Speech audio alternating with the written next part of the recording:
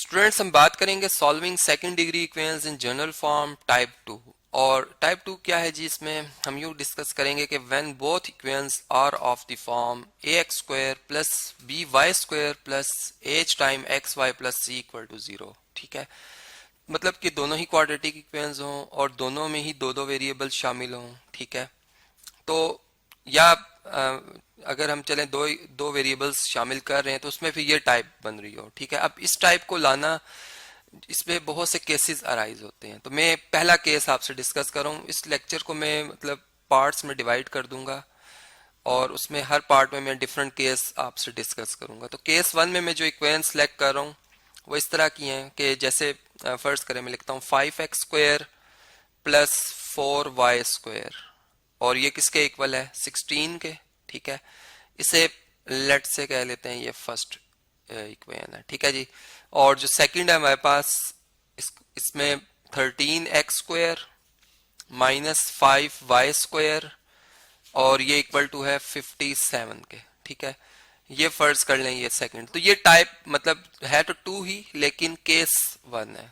चूंकि मैंने आपसे कहा कि एक ही वक्त में हम ऐसा सिलेक्ट कर लें ऐसी इक्वेशन, वो उसको अंडरस्टैंड करना जरा डिफिकल्ट होगा, तो हम इसको केसेस में डिस्कस कर रहे हैं। ठीक है, अब इस तरह की इक्वेशन आ जाए तो इनको सॉल्व करना एक लिहाज से बड़ा आसान है कि अगर आप सब्स्टिट्यूट कर लें, मतलब आप ऐसा करें कि एक्स स्क्वायर को एक न्यू वेरिएबल किसी, चले मैं एक्स से ही जाहिर कर देता हूं, और जो वाई स्क्वायर है इसको आप कैपिटल वाई कह दें। ठीक है, चलें इसको मैं दोबारा लिखता हूं, कैपिटल वाई कह दें। तो हमारी जो इक्वेशन नंबर 1 और 2 हैं वो क्या बन जाएंगी, देन इक्वेशंस 1 एंड 2 बिकम्स, तो इन्हीं का नाम से मैं इनको दोबारा लिखूंगा, 5x plus 4y equal to 16। एक लीनियर इक्वेशन की शक्ल बन गई है। ठीक है, ये है, आप समझ लें कि इक्वेशन 1 ही है न्यू वेरिएबल में, 13x माइनस 5y, और ये किसके इक्वल है, 57 के। ये आ जाएगी सेकेंड इक्वेशन। ठीक है जी, अब बड़ा सॉल्व करना आसान हो गया हमारे लिए। हम मैट्रिक्स मेथड भी लगा सकते हैं और सब्स्टिट्यूशन, कंपैरिजन, इक्वेटिंग कोफिशिएंट्स, बहुत से मेथड हैं। ठीक है, तो देखिए इसमें हम क्या करते हैं जी, इसमें हम ऐसा कर लेते हैं कि इक्वेट करने की कोशिश करते हैं। क्या इक्वेट हो सकते हैं कोफिशिएंट्स?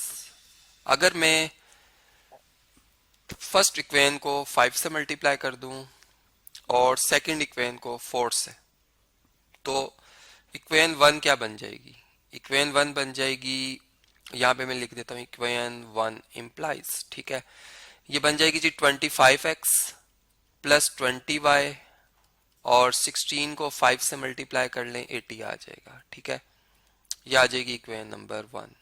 मैं नाम नहीं बदल रहा, मैं इक्वेशन 1 ही रहने दे रहा हूँ। ठीक है, इसी तरह से इक्वेशन नंबर 2 जो है वो क्या बन जाएगी, 13 को 4 से मल्टीप्लाई करेंगे आप तो 52x, 5 को 4 से मल्टीप्लाई करेंगे 20, और 57 को 4 से मल्टीप्लाई करेंगे तो हमारे पास क्या आएगा, देखिए 4 7 28 होता है, 8 आएगा, 2 कैरी, और 4 5 से 22। ठीक है, इसको रीचेक कर लेते हैं। 57 को अगर 4 से मल्टीप्लाई करें तो क्या आएगा, 228। ठीक है जी, अच्छा अब इनको सब हम इनको ऐड कर लेते हैं, इन्हें ऐड कर लेते हैं हम।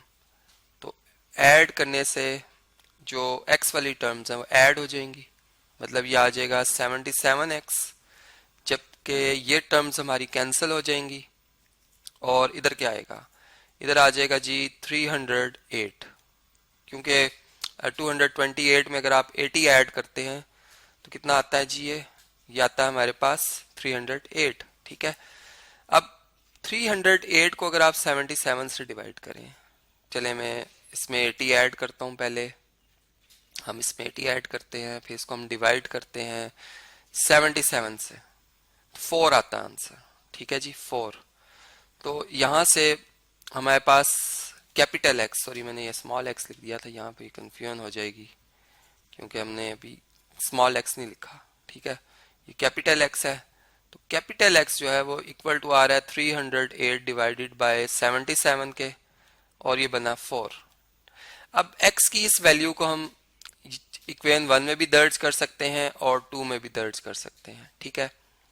तो इसे हम लिख लेते हैं जी, सिलेक्ट कर लेते हैं इक्वेशन नंबर 1 जो कि ऊपर लिखी ही हुई है, बल्कि इसे इसे इसे सिलेक्ट कर लेते हैं जिसमें हमने कैपिटल एक्स वेरिएबल जो है वो लिखा हुआ है, ठीक है, क्योंकि हम इसमें इसकी वैल्यू दर्ज कर सकते हैं, ऊपर वाली इक्वेशन में नहीं दर्ज कर सकते। तो देखें इसमें इसमें हम क्या करेंगे, x की जगह पुट करेंगे 4, ठीक है जी। यहाँ पर मैं इसको एक बॉक्स में भी लिख देता हूँ, ठीक है। अब हमारे पास क्या आ जाएगा, 4 multiply by 5 multiply by 4 plus 4y is equal to 16, ये बना 20 दूसरी तरफ शिफ्ट करेंगे -20 हो जाएगा, 16 में से माइनस कर देंगे आप 20, तो हमारे पास 4y इक्वल टू आ जाएगा -4 के और y इक्वल टू आ जाएगा -1 के, ठीक है जी। अब हमारे पास दो वैल्यूज आ गई हैं, x की +4 है और y की -1 है। अब इस x और y की वैल्यू को रिप्लेस कर दिया जाए अगर जो इनको हमने सब्स्टिट्यूट किया हुआ है उन वैल्यूज से, तो हमारे पास हम जानते हैं कि कैपिटल X किसके इक्वल है, कैपिटल X इक्वल है जी स्मॉल x स्क्वायर के, ठीक है। तो इसका मतलब हुआ कि स्मॉल x स्क्वायर फिर 4 के इक्वल है, ट्रांजिटिव प्रॉपर्टी ऑफ इक्वालिटी को अगर लगाया जाए, ठीक है, दोनों मतलब x स्क्वायर भी x के इक्वल है, 4 भी x के इक्वल है, और देयरफॉर यहाँ से x की वैल्यू क्या आ जाएगी, +2, चूंकि स्क्वायर रूट ऑफ 4 2 होता है, जबकि y जो है वो स्मॉल y के स्क्वायर के इक्वल है। इसका मतलब कि हम ये कह सकते हैं कि y स्क्वायर -1 है, ठीक है, जो कि रियल में इम्पॉसिबल है। और इसका मतलब कि जब मैं स्क्वायर रूट लूंगा या प्लस माइनस लगाऊंगा तो ये स्क्वायर रूट ऑफ -1 जो कि एक इमेजिनरी नंबर आयोटा है, ठीक है, एक प्योर इमेजिनरी नंबर। तो मेरे पास y की ये दो वैल्यूज आ रही हैं, तो देयरफॉर जो मैंने चूंकि इनको जब चेक किया इक्वेशन में लिखकर ये सेटिस्फाई कर रही थी, जो सोल्यूशन सेट बनेगा उसमें मेरे पास ये 4 ऑर्डर पेयर्स आएंगे, ठीक है, जिसमें 2 मतलब जैसे एक सेट के अंदर दो एलिमेंट्स लिखे हों, जैसे ए सेट में कहूँ उसमें 2 और -2 हैं, ठीक है, और बी सेट में भी दो एलिमेंट हों जैसे आयोटा एंड माइनस आयोटा, तो आपके पास बाइनरी रिलेशन कितने बनते हैं, या सॉरी कार्टेशियन प्रोडक्ट्स कितने बनते हैं, 4। तो इसमें 4 कार्टेशियन प्रोडक्ट बनेंगे। 2 का रिलेशन आप आयोटा से भी लिख सकते हैं, 2 का रिलेशन आप माइनस आयोटा से भी लिख सकते हैं, ठीक है। इसी तरह से -2 का रिलेशन आप आयोटा से भी लिख सकते हैं और -2 का रिलेशन आप माइनस आयोटा से भी लिख सकते हैं। तो ये इस तरह से हमारा ये सोल्यूशन सेट कंप्लीट हो जाएगा।